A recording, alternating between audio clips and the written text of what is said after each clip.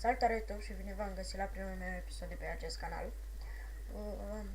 În acest videoclip vă voi anunța că mă apuc oficial de YouTube. O să avem serii de Samp, de CS16 și poate vor mai fi și alte serii, dar nu știu exact. Acest video este foarte scurt, deoarece nu știu ce să zic. N-am niciun scenariu, nimic. Este așa, habar n-am.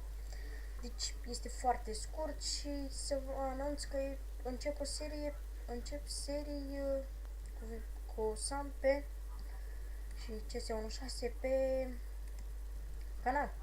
Dar și am luat crash fix în momentul videoului. Fuck. Nu este niciun mai. Aș dori să vă anunț că ne vedem la următorul videoclip cu Sam. Baftă!